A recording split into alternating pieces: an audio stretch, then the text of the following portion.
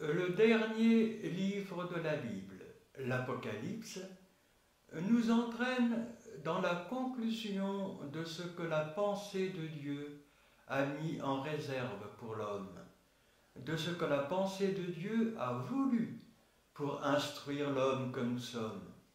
Et c'est, pour ce dernier livre de la Bible, comme un majestueux bouquet final, une révélation qui vient mettre le sceau à la révélation contenue dans toute la parole de Dieu.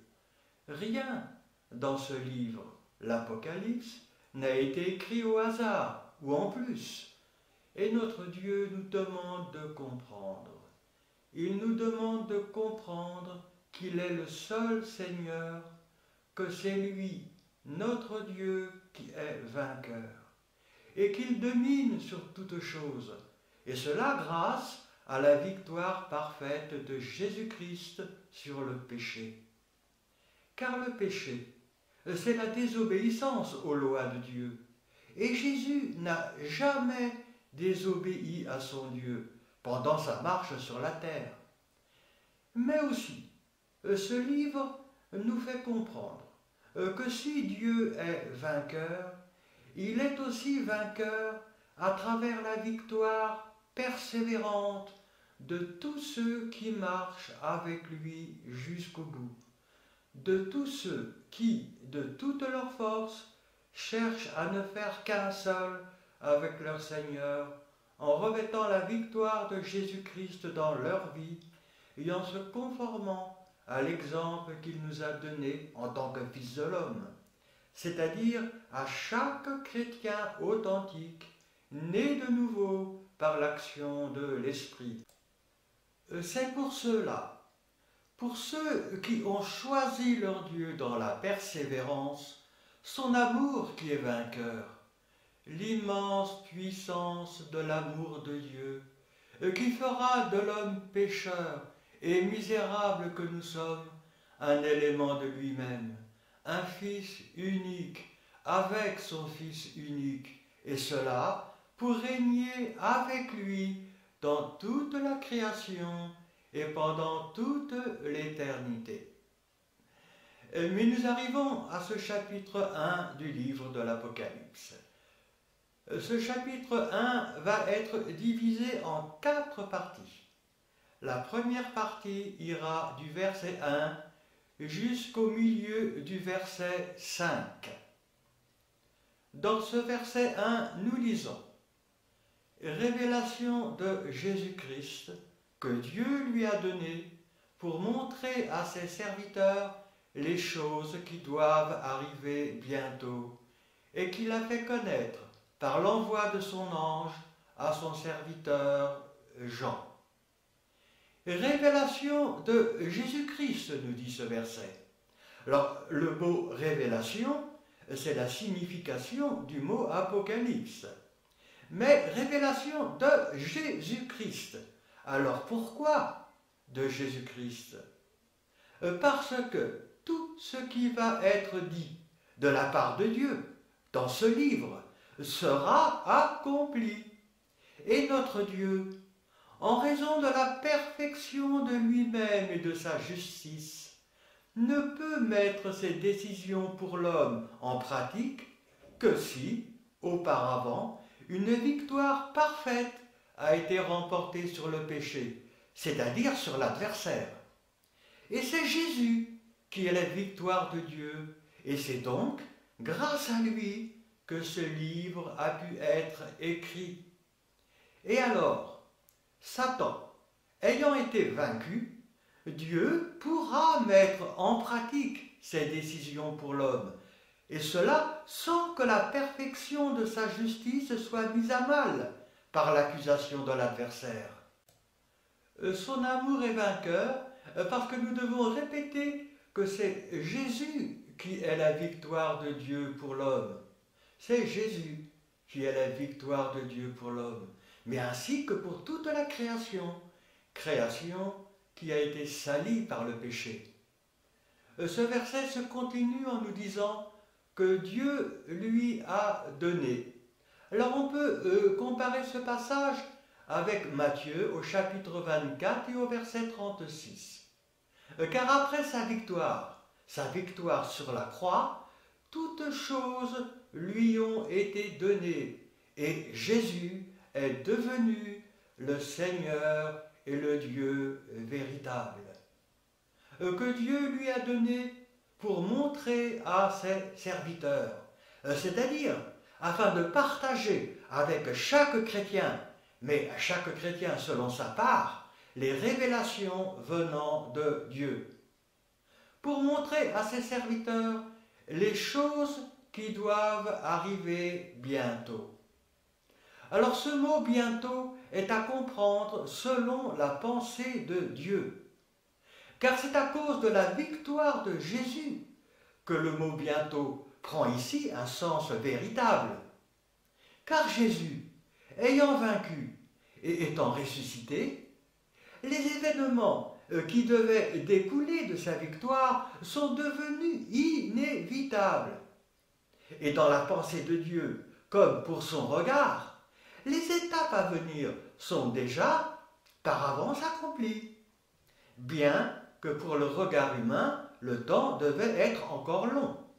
En outre, la signification du temps et sa valeur, que ce temps soit court ou que ce temps soit long, est différente selon que l'on se place au niveau de Dieu ou au niveau des hommes.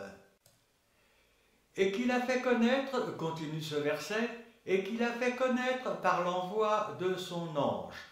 Alors dans ce verset, nous avons Jésus, Dieu, un ange, Jean. Et alors, c'est de cette manière que Dieu agit, c'est-à-dire en association. Notre Dieu pourrait très bien agir seul, sans avoir besoin des anges, sans avoir besoin des hommes. Il est suffisamment puissant pour cela à travers son esprit, mais il désire associer ses créatures à son œuvre, et cela afin de les faire participer à sa gloire. Et d'autre part, la perfection de la justice de Dieu nécessitait que la marche de chaque chrétien soit accompagnée d'une œuvre pour lui. Et cela afin d'obtenir une récompense dans le royaume, chacun selon sa part, car tout travail mérite salaire. Mais il nous faut se rappeler que le salut, quant à lui, est gratuit. Qu'il a fait connaître par l'envoi de son ange à son serviteur Jean. Alors, pour ce qui est de Jean, il s'agit bien sûr du disciple que Jésus aimait, Jean l'apôtre, disciple qui a été choisi en raison de son indiscutable authenticité en tant que colonne. Les églises qui devaient recevoir le livre de la Révélation ne l'auraient pas accepté si ce livre avait été envoyé par un chrétien ordinaire. Et cela à cause du contenu extraordinaire de ce livre, même si le style apocalyptique était connu à cette époque. On arrive au verset 2.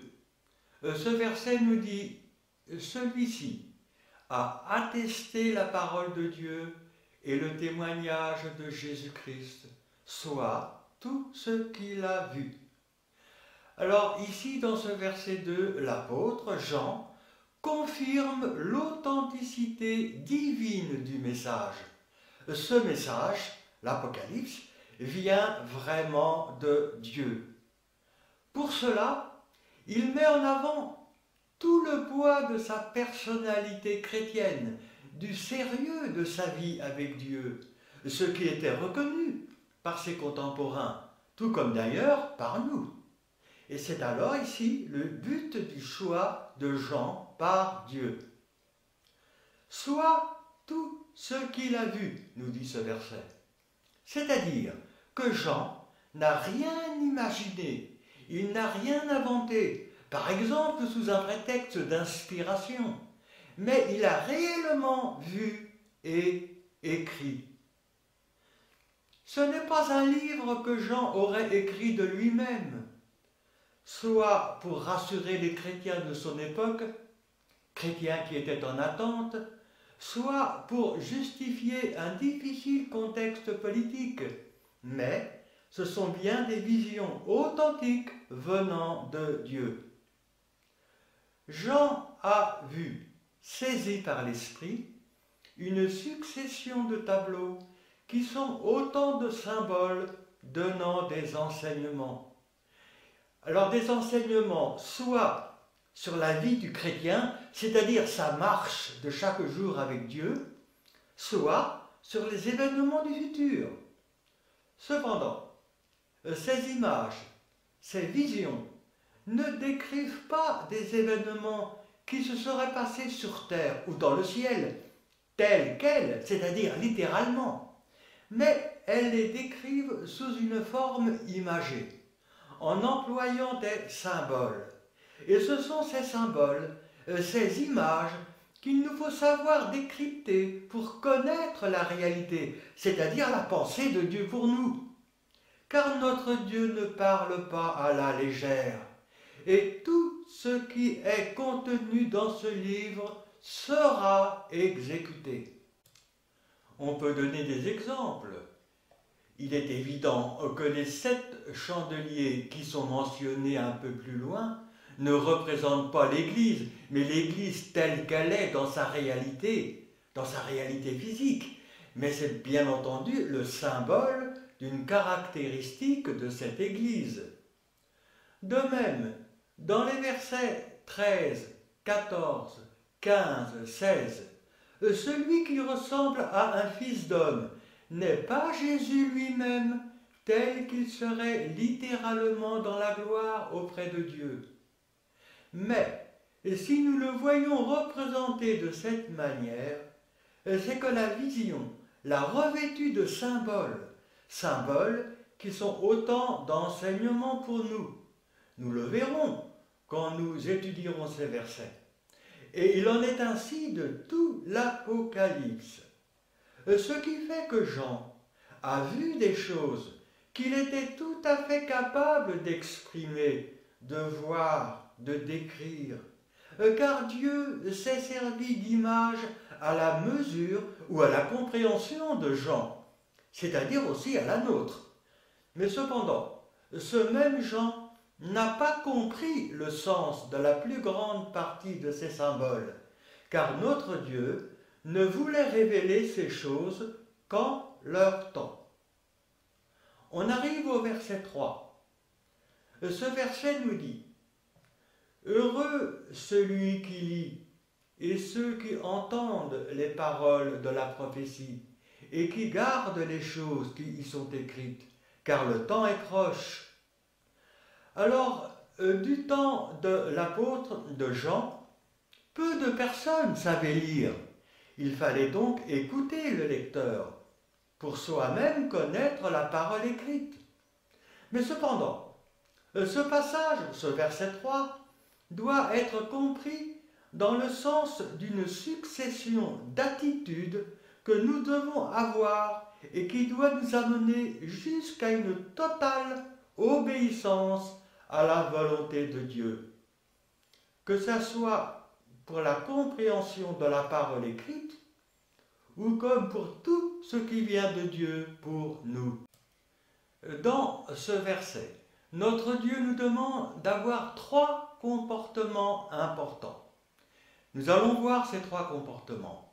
Alors, premièrement, heureux celui qui lit. C'est-à-dire qu'il nous faut lire la parole, ou alors écouter le lecteur, ou écouter la voix de Dieu en nous. Mais cela doit venir de nous-mêmes, de notre vouloir, de notre liberté. Et cela ne doit pas être imposé par un maître ou par un système religieux quelconque. Nous devons avoir soif de la vérité de Dieu pour nous. Mais deuxièmement, il est écrit « et ceux qui entendent les paroles de la prophétie ». car nous sommes appelés à comprendre les enseignements qui viennent de Dieu et qui nous sont destinés, car dans ce passage, entendre égale comprendre. Sachant que si nous ne forçons pas les écrits, et si nous restons dans l'humilité et dans le désir de plaire à notre Dieu, c'est-à-dire dans le renoncement, notre Dieu se fera toujours comprendre à nous, mais selon sa mesure, en ne voulant pas plus qu'il ne veut, et en sachant attendre l'heure de Dieu. Mais nous avons un troisièmement, car il est écrit « et qui garde les choses qui y sont écrites ». Et alors, garder les choses que Dieu nous révèle, c'est-à-dire pratiquer et persévérer, afin que nous puissions en vivre et les partager avec nos frères, ce qui est la volonté de Dieu pour nous, le pain de notre marche chrétienne. Heureux ceux qui pratiquent ces choses, car la marche chrétienne est alors approuvée de Dieu. Le livre de l'Apocalypse doit, de même, être accepté par la foi, quelle qu'en soit la part que Dieu nous en réserve quant à sa compréhension. Il nous faut rester dans la foi en la parole. Il nous faut rester dans l'humilité en ce qui concerne l'explication des passages. Ne cherchons pas à comprendre dans un but d'orgueil, sous le prétexte, un prétexte bien souvent caché, de dominer nos frères pour mieux paraître. Seul notre Dieu peut révéler, seul lui peut nous instruire selon sa pensée, et il ne le fait que selon la mesure qu'il a choisie pour nous, au moment qui est le sien. Car, comme pour toute la parole de Dieu, ou comme pour tout ce qui vient de Dieu, le secret pour bien entendre, c'est-à-dire ici pour bien comprendre, puis pour bien pratiquer, c'est une obéissance totale et volontaire à la volonté de Dieu, c'est-à-dire au chemin lui-même, à l'exemple de Jésus-Christ. Or, cette obéissance ne peut donner du fruit à la gloire de Dieu que si premièrement, on renonce totalement à notre moi, c'est-à-dire à notre orgueil, à notre égoïsme, à nos ambitions dans le monde, et même à nos ambitions dans la religion, lorsque ces ambitions dans la religion servent à nous mettre, même indirectement, sur un piédestal. Car, en dehors de la sanctification, tout ce qui vient de Dieu pour nous doit, en tout premier, servir à soutenir nos frères. Dieu nous demande de considérer nos frères comme étant au-dessus de nous-mêmes, et cela malgré la grandeur de notre ministère religieux, grandeur qui peut nous conduire sur un chemin d'idolâtrie, voire un chemin d'abomination, et cela même si Jésus-Christ n'en est pas moins prêché, et que si des âmes se repentent pour se tourner vers leur Seigneur, selon qu'il est écrit, « Ne faites rien par esprit de parti ou par vaine gloire, mais que l'humilité vous fasse regarder les autres comme étant au-dessus de vous-même. » Comprenons ce passage et vivons ce passage. C'est Paul qui nous le dit, que l'humilité vous fasse regarder les autres comme étant au-dessus de vous-même, et cela malgré la grandeur ou la soi-disant grandeur de notre ministère. Mais nous avons un deuxièmement, et dans ce deuxièmement, c'est dans le but d'aimer Dieu de tout notre cœur, de toute notre âme, de toute notre force, de toutes nos pensées, et d'aimer notre prochain comme nous-mêmes. Et alors, les choses de Dieu s'éclairent. Car dans ce cas-là, nous comprendrons la parole de Dieu pour nous. nous comprendrons le travail de Dieu en nous. Nous comprendrons quelle est la volonté de Dieu pour nous. Il nous faut lire la parole, ou alors écouter. Il nous faut comprendre, mais comprendre dans le renoncement. Pourquoi? Parce que nous aimons Dieu. Et il nous faut troisièmement persévérer et vouloir. Et cela dans le but d'aider et d'assister nos frères. Ce verset 3, se terminait en nous disant « Car le temps est proche ». L'explication est la même que pour le « arriver bientôt » du verset 1. Seulement ici, comprenons pourquoi Dieu a caché est à mettre entre parenthèses bien sûr, pourquoi Dieu a caché aux apôtres ainsi qu'à l'Église la réalité du temps selon la mesure humaine. C'était afin de rester éveillés, afin d'exciter les chrétiens à veiller et à prier sans cesse. On arrive au verset 4. Ce verset nous dit « Jean aux 7 églises qui sont en Asie. Que la grâce et la paix vous soient données de la part de celui qui est, qui était et qui vient, et de la part des 7 esprits qui sont devant son trône. » Nous allons expliquer ce verset 4. Il est déjà écrit Jean aux 7 églises qui sont en Asie. Alors, les lettres que Jean a l'ordre d'écrire aux 7 églises peuvent être comprises comme allant vers 3 directions. Premièrement, elles s'adressent à une église locale. Deuxièmement, elles s'adressent bien entendu à l'église dans son ensemble, mais aussi elles s'adressent à l'église quant à son histoire à travers les siècles. Ce qu'on pourrait appeler alors l'Église division dans le temps. Alors, nous allons voir ces 3 choses.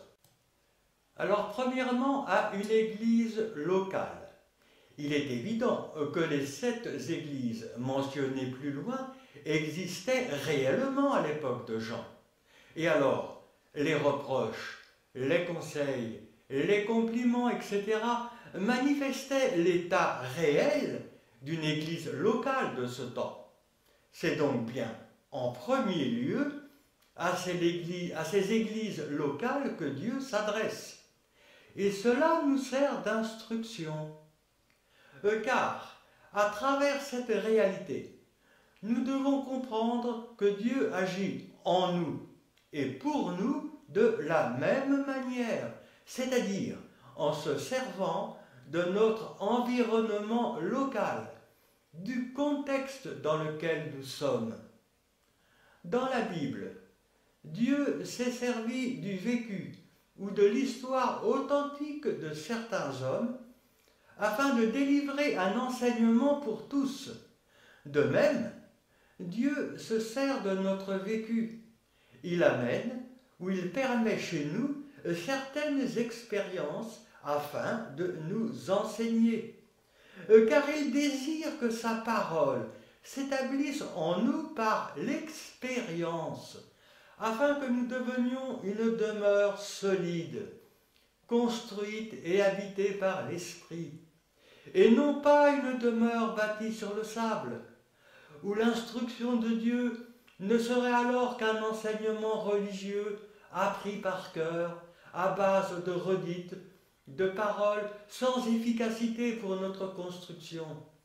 Sachant cela, nous admettrons plus facilement les moments difficiles de notre vie, parce que nous comprendrons, selon qu'il est écrit, « Nous savons, du reste, que toute chose concourt au bien de ceux qui aiment Dieu, de ceux qui sont appelés selon son dessein. » Il est bien écrit ici que toute chose concourt au bien de ceux, mais de qui? De ceux qui aiment Dieu. N'oublions pas cette partie du verset de Paul. Tout comme il est écrit, « Car l'épreuve de votre foi produit la patience. » etc. On pourrait encore donner d'autres versets. Car c'est notre Dieu lui-même qui nous instruit, et cela en prenant chacun d'entre nous à part. Si l'instruction religieuse qui est la nôtre nous est nécessaire et doit être recherchée, elle n'est cependant qu'un des moyens qui permet à Dieu de nous construire. Car tout enseignement venant de Dieu doit obligatoirement passer à travers les expériences de notre vie. Que ces expériences soient bonnes ou mauvaises. Et cela pour que nous puissions comprendre selon la pensée de Dieu. Et que pour que nous puissions grandir avec lui. Mais nous avons un deuxièmement. Et dans ce deuxièmement, c'est l'Église dans son ensemble. Car il est évident que ces 7 lettres s'adressent en second lieu à l'ensemble du corps, à l'ensemble de l'Église de tous les temps, c'est-à-dire à chaque chrétien en particulier, à chaque assemblée locale en particulier, à l'Église dans son ensemble. Et enfin, troisièmement, à ce qu'on pourrait appeler l'Église division dans le temps. Car notre Dieu s'est servi de l'histoire authentique de ces 7 églises locales pour diviser en 7 périodes l'histoire de l'Église à travers les siècles. Cependant, il nous faut comprendre que l'histoire de ces églises à travers les siècles doit être comprise comme relatant des faits spirituels, correspondant à des enseignements pour chacun, et non pas comme une histoire racontée à la manière du monde. Et d'autre part que les délimitations de ces 7 périodes dans le temps ne peuvent pas être clairement définies, car ce n'est pas le but. Alors ce verset 4 se continue en nous disant que la grâce et la paix vous soient données. Nous avons ici une salutation, et c'est une salutation qui était en usage chez les chrétiens à l'époque de Jean. Et nous devons reconnaître dans cette salutation 2 éléments, la grâce et la paix. Premièrement, la grâce. La grâce est toujours au départ de l'œuvre de Dieu dans une vie, que ce soit à la conversion ou même pendant la route. Par exemple, renouvellement, enseignement venant de Dieu, œuvre que notre Dieu nous demande d'accomplir. C'est ici l'expression première de l'amour de Dieu pour nous, la grâce de Dieu pour nous. Et alors, et automatiquement, la grâce de Dieu, lorsque nous l'acceptons pour nous-mêmes, nous amènera la paix avec Dieu. Que la grâce et la paix, la grâce acceptée, nous donne la paix avec Dieu. Ce verset se continue en nous disant « de la part ». De la part, et ensuite nous avons une énumération. Une énumération de ce que l'Église chrétienne appelle la Trinité. Le mot Trinité est à mettre entre parenthèses. Et ici, cette Trinité se succède de cette manière. Nous avons le Père, le Saint-Esprit et le Fils. Mais vers la fin du livre, nous aurons le Père, le Fils et le Saint-Esprit. Alors, la première instruction qu'il nous faut comprendre dans ce que nous appelons la Trinité, c'est la parfaite union, le parfait accord de ces 3 éléments dans la volonté de Dieu pour l'homme, de la part de, etc. Les 3 étant parfaitement d'accord pour tout ce qui suit, comme d'ailleurs pour toute la parole de Dieu. Et c'est cet accord total et sans faille qui doit nous faire comprendre que Dieu, malgré cette Trinité, est un seul. Notre Dieu est un seul, malgré ce que la religion appelle la Trinité. Alors, on va essayer de comprendre quelque chose, malgré la difficulté peut-être de cela. Comprendre comment Dieu agit, et pour nous, et pour toute la création. Alors il va nous être utile de reconnaître que chacun de ces trois aspects de l'unité de Dieu, le Père, le Saint-Esprit, le Fils, présente pour chacun d'entre eux deux caractéristiques essentielles, mais deux caractéristiques essentielles qui doivent se retrouver dans notre vie, c'est-à-dire dans notre marche. Alors on va commencer par le Père. Premièrement, il est écrit de celui qui est, qui était et qui vient. Et nous avons bien sûr le Père, celui qui remplit toute l'éternité, hier, aujourd'hui et éternellement. Dieu le Père, que nous pourrions entendre ou appeler comme étant la volonté de Dieu. Le Père, car c'est lui qui est au départ de toute initiative, de toute décision, etc. Il n'a ni commencement, ni fin. Et que d'autre part, le Père contient en lui-même toutes les lois ou les principes nécessaires à toute création. Alors, pour ce qui est du Père, les deux caractéristiques principales qui lui appartiennent et que nous devons reconnaître sont l'amour, premièrement, et deuxièmement, la décision. Mais c'est bien sûr l'amour qui est la personnalité principale du Père, selon qu'il est écrit « Dieu est amour ».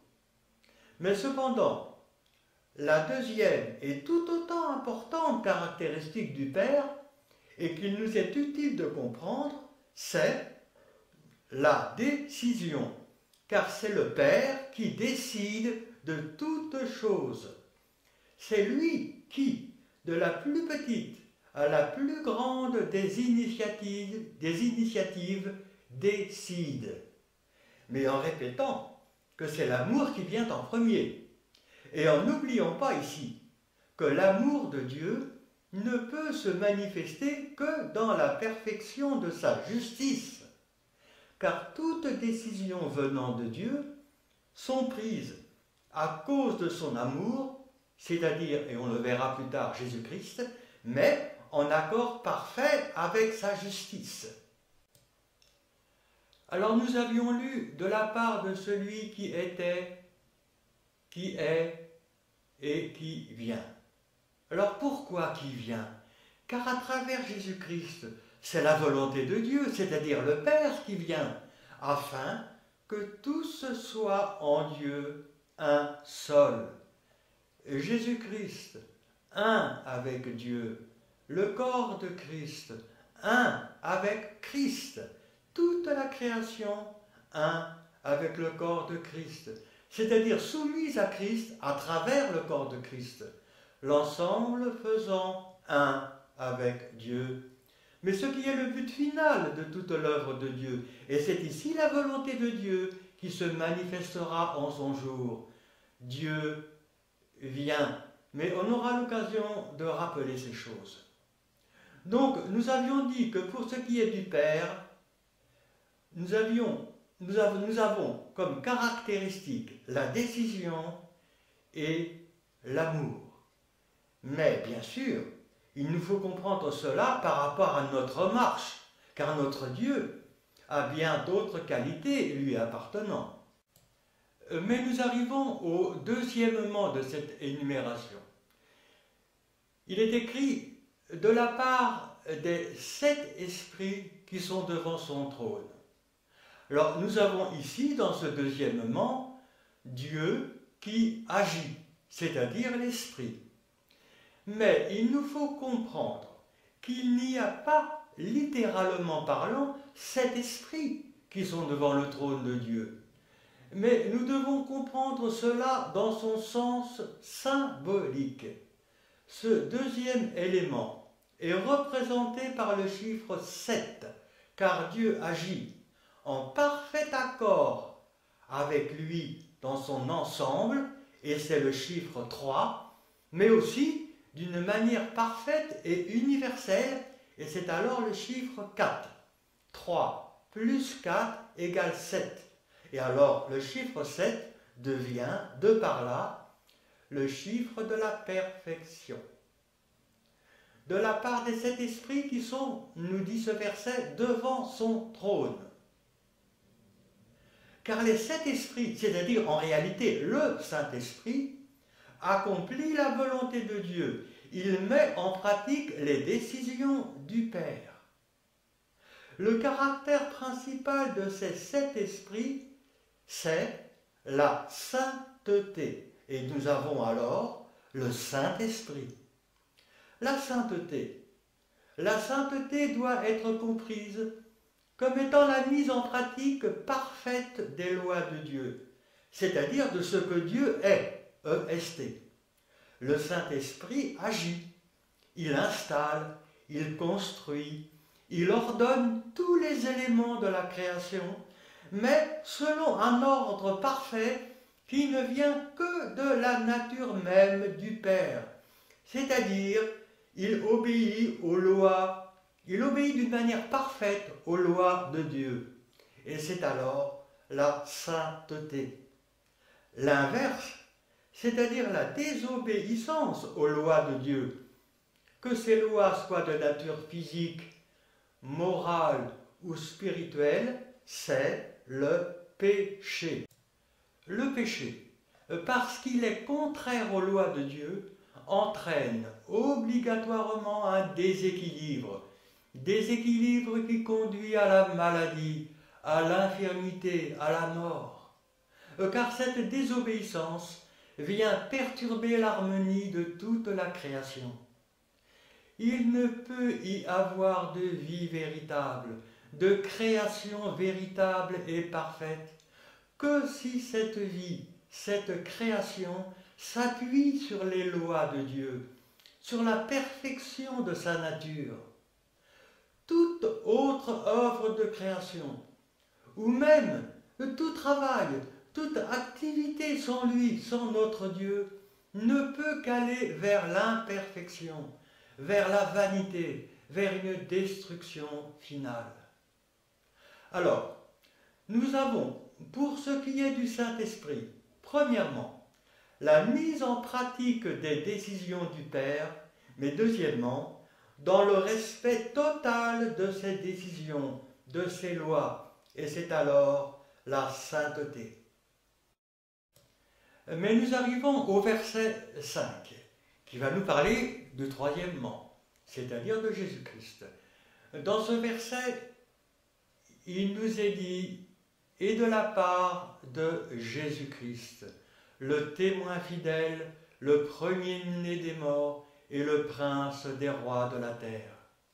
Alors c'est ici, dans ce troisièmement, le Fils, Jésus-Christ, c'est-à-dire Dieu qui pardonne, ou si nous préférons, la grâce de Dieu. C'est le troisième élément de cette énumération, présenté comme étant le Fils unique de Dieu, Jésus-Christ. Le caractère principal de ce Dieu qui pardonne, ou de la grâce de Dieu, c'est-à-dire Jésus-Christ, et ce caractère principal, c'est l'obéissance.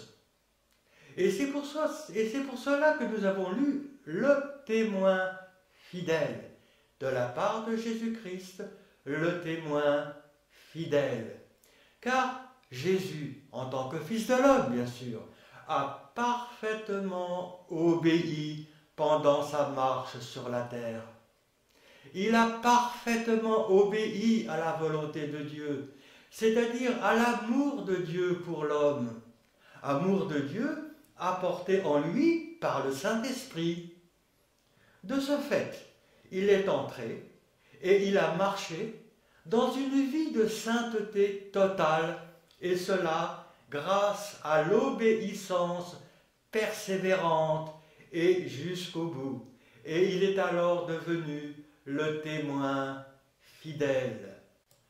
Le témoin fidèle, c'est-à-dire celui qui a parfaitement témoigné ou apporté la réalité de Dieu autour de lui, et cela en obéissant. Cette marche obéissante a eu pour résultat la résurrection, et il est alors devenu le premier-né des morts. À cause de son obéissance persévérante et jusqu'au bout, Jésus est devenu le premier-né des morts. Alors, pour comprendre cette résurrection qui a fait de Jésus le premier-né des morts, il nous faut savoir que pour Dieu, la mort, c'est la condamnation, mais la condamnation aussi bien du corps que de l'esprit, c'est-à-dire une séparation définitive de l'homme, corps et esprit, d'avec Dieu. Séparation qui intervient après deux événements. Premièrement, la mort physique, et puis deuxièmement, un jugement défavorable. Et ceci à cause du péché, c'est-à-dire de la désobéissance aux lois de Dieu. Or, pour Jésus, pour Jésus, il en a été de même. Il a réellement été condamné à mort. Dieu l'avait abandonné sur la croix à cause du péché, mais du péché qui n'était pas le sien. Il est resté pur jusqu'au bout. Cependant, dans son amour pour nous, Jésus a réclamé sur lui notre condamnation, car le salaire du péché, c'est la mort. Mais pour lui, le jugement amenant la séparation définitive a été levé, et il a alors été le premier à avoir obtenu la grâce de Dieu pour vivre, mais en réalité pour revivre avec son Dieu dans l'éternité. Jésus a été gracié du péché, c'est-à-dire en réalité du nôtre qu'il avait revêtu, et il est devenu le premier-né des morts, et ceci à cause de sa parfaite obéissance qui l'a amené à la victoire. Jésus a volontairement obéi à la volonté de son Père, c'est-à-dire à l'amour de Dieu pour les hommes. Il a renoncé à lui-même, c'est-à-dire qu'il a renoncé à son égalité avec Dieu, selon qu'il est écrit, lequel, il nous est parlé de Christ, lequel, existant en forme de Dieu, n'a point regardé comme une proie à arracher d'être égal avec Dieu, mais s'est dépouillé lui-même, en prenant une forme de serviteur, en devenant semblable aux hommes, etc.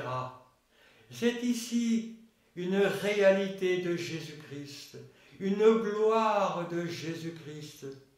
Jésus-Christ qui par amour pour nous, et en obéissant à l'amour de Dieu pour l'homme que nous sommes, Jésus s'est dépouillé, selon qu'il est écrit, « Voici, je viens, ô Dieu, pour faire ta volonté. » Jésus a revêtu notre humanité, afin de réclamer sur lui notre péché, c'est-à-dire notre juste condamnation. Car notre Dieu ne pouvait que condamner à mort l'homme pécheur que nous étions, et cela en raison de la perfection de lui-même et de sa justice, car sa perfection ne pouvait tolérer le moindre écart. Mais cette réalité, cette gloire de Jésus-Christ reste très mal comprise, car déformée par la doctrine religieuse chrétienne. Notre Dieu a accédé à son désir en l'abandonnant sur la croix, selon qu'il est écrit, « Mon Dieu, pourquoi m'as-tu abandonné ?» Le Père avait abandonné Jésus, car il était impossible pour notre Dieu de rester à côté de Jésus en raison de la malédiction du péché que Jésus-Christ avait revêtu. Notre Dieu ne peut qu'être parfait, Il est saint en toutes choses. Et la moindre imperfection, la moindre complicité avec une situation de péché lui est impossible et aurait donné à l'adversaire la victoire. Mais ici, nous devons comprendre le pourquoi de la victoire de Jésus. Victoire en parfait accord avec la perfection de Dieu. Car si Jésus a été abandonné de son Dieu, il n'a pas, quant à lui, abandonné ni son Dieu, ni son prochain, c'est-à-dire nous les hommes, selon qu'il est écrit « Père, pardonne-leur, car ils ne savent ce qu'ils font. » Tout comme il est écrit « Père, je remets mon esprit entre tes mains. » Jésus-Christ est resté obéissant malgré tout et jusqu'au bout. Son amour pour nous a été le plus fort. Il est resté fidèle, il est resté saint jusqu'à la mort. Car Jésus-Christ a été condamné à mort à cause de notre péché. Mais malgré l'horrible situation de la crucifixion, il est resté fidèle à son Dieu, fidèle à son amour pour nous, et cela malgré l'abandon de son Père. Mon Dieu, pourquoi m'as-tu abandonné? Il y a dans ce verset ce que nous pourrions appeler le point d'orgue de la victoire de Jésus-Christ.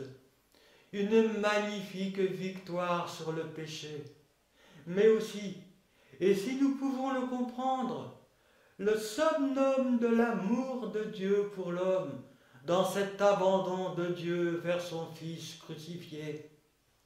De ce fait, en raison de la perfection de son amour pour l'homme, amour malgré la crucifixion, amour malgré l'abandon, amour malgré tout et jusqu'au bout, et en raison de la parfaite sainteté de sa marche avec son Dieu, Dieu n'a pas permis que la condamnation de Jésus soit définitive, c'est-à-dire que le jugement soit défavorable. Il n'a pas permis que son bien-aimé voie la corruption. Il l'a ressuscité des morts. Et Dieu, notre Dieu, a été parfaitement juste, parfaitement fidèle à lui-même, sans enfreindre, si peu soit-il, ses lois. Car Jésus, quant à lui, a été parfaitement obéissant, il est resté saint. Jésus, de ce fait, est le premier ressuscité, c'est-à-dire le premier à avoir obtenu la grâce de Dieu. Jésus, le troisième élément dans cette énumération, c'est la grâce de Dieu, c'est-à-dire Dieu qui pardonne. Et nous continuons ce verset qui nous dit « Et le prince des rois de la terre », car c'est un des résultats du bénéfice de sa victoire, de la victoire de Jésus. Jésus a parfaitement marché. Il a obéi jusqu'au bout. Alors, il est devenu le témoin fidèle. Dieu n'a pas permis qu'il voie la corruption, la mort éternelle. Et de par là, il est devenu le premier-né des morts. Alors, Dieu lui a tout donné et il est devenu le prince des rois de la terre. C'est-à-dire l'homme par excellence, l'exemple parfait, le seul chemin qui nous mène vers Dieu, et devenant, à cause de sa victoire, le Seigneur, le Dieu véritable et la vie éternelle. Et cela pour nous entraîner sur le même chemin, car Jésus a accompli tout cela, mais il l'a accompli pour nous. C'est l'amour de notre Dieu qui a voulu ces choses, afin que sa justice soit accomplie et que son amour puisse prendre le relais. Car il peut, aujourd'hui, grâce à cette incroyable victoire de Jésus, faire de nous des éléments de lui-même, tout en restant parfait, et dans son œuvre de justice, et dans son œuvre de rédemption. Nous pouvons et nous devons aujourd'hui vivre en se conformant au même exemple, exemple de la marche de Jésus, Fils de l'homme sur la terre, seul exemple qui accomplit et rend parfait en nous la justice de Dieu. Nous devons réaliser au plus profond de nous-mêmes que c'est à cause de nous que Jésus s'est dépouillé, que c'est par amour pour nous que Jésus a vaincu, que c'est par amour pour nous que Dieu nous entraîne sur le même chemin. Car il est évident que Jésus n'avait pas besoin, pour lui-même, de se dépouiller et de revêtir un corps de serviteur. Combien nous devons alors comprendre à quel point grand a été l'amour de Dieu pour nous, car nous avons aujourd'hui accès à la vie grâce à la victoire de Jésus et en suivant son chemin. Et cette victoire et ce chemin doivent devenir les nôtres. Et alors, grâce à la victoire de Jésus-Christ, victoire que Dieu unira à celle de l'Église, c'est toute la création qui sera renouvelée. Ainsi, toutes choses seront soumises à Christ par la volonté de Dieu et à la consommation des siècles, toute la création sera un en Dieu, à travers Christ, mais ceci en son temps, sachant que l'étape qui vient, c'est l'épouse réunie avec son époux. Mais il est bon de savoir que ces trois éléments que nous venons de voir, c'est-à-dire Dieu qui décide, le Père, ou la volonté de Dieu, Dieu qui agit, c'est-à-dire le Saint-Esprit, et Dieu qui pardonne, c'est-à-dire la grâce de Dieu, Jésus-Christ, que ces trois éléments doivent obligatoirement se retrouver en nous, c'est-à-dire dans notre marche chrétienne, mais à l'inverse. Car c'est déjà la grâce de Dieu, c'est-à-dire Jésus-Christ. C'est lui, la grâce de Dieu, Jésus-Christ, qui est au départ de notre vie chrétienne. Car c'est la grâce de Dieu qui permet notre conversion. Grâce de Dieu qui subsiste pendant tout le cours de notre marche. Grâce qui est au départ de tout renouvellement, de toute œuvre, de toute instruction ou révélation venant de lui, en répétant que la grâce de Dieu, la caractéristique de la grâce de Dieu, c'est l'obéissance. Et de même pour nous, cette grâce de Dieu qui nous est offerte à tous les moments de notre vie, ne peut subsister qu'en raison de notre obéissance. Alors après la grâce de Dieu, nous avons dit que ces choses doivent se retrouver dans notre vie à l'inverse. Après la grâce de Dieu, c'est Dieu qui agit pour nous, c'est-à-dire le Saint-Esprit. Car le Saint-Esprit, à cause de la grâce de Dieu acceptée, peut venir s'installer et habiter dans nos vies pour nous assister, nous conduire, nous faire grandir, etc. Et enfin, troisièmement, c'est la volonté de Dieu, le Père, car à cause de la grâce de Dieu acceptée, puis de la marche avec l'Esprit, nous entrons dans la volonté de Dieu, c'est-à-dire dans son amour pour faire un avec lui. Alors on va reprendre une deuxième fois ces choses. Car avant de continuer l'explication du livre, nous allons résumer et reporter à notre marche ce que nous avons vu dans les versets 4 et 5. Toutes les caractéristiques appartenant au Père, au Saint-Esprit et au Fils, et que nous avons reconnues dans ces versets, doivent, je le répète, doivent se retrouver en nous dans notre vie, dans notre marche chrétienne. Donc, nous avions vu que pour le Père, c'est la décision et l'amour. Ce qui veut dire que le Père décide de toutes choses, mais qu'il décide à cause de son amour en accord avec sa justice. Pour le Saint-Esprit, c'est la sainteté et l'action. ce qui veut dire que le Saint-Esprit établit toutes choses en respectant parfaitement les lois de Dieu. Pour ce qui est de Jésus-Christ, c'est l'obéissance, obéissance grâce à laquelle le pardon est devenu possible. Et donc de même pour nous, ces caractéristiques, nous devons les retrouver dans notre marche, mais répétons-le ici une deuxième fois à l'inverse. Alors c'est déjà l'obéissance, car notre Dieu nous demandera déjà d'obéir à son appel, ce qui permettra notre conversion, d'obéir à sa parole, mais aussi d'obéir à l'action de l'Esprit en nous. Et alors, cette obéissance nous permettra d'accéder au pardon de Dieu pour nous, mais aussi d'avoir la possibilité de proposer ce pardon à notre prochain.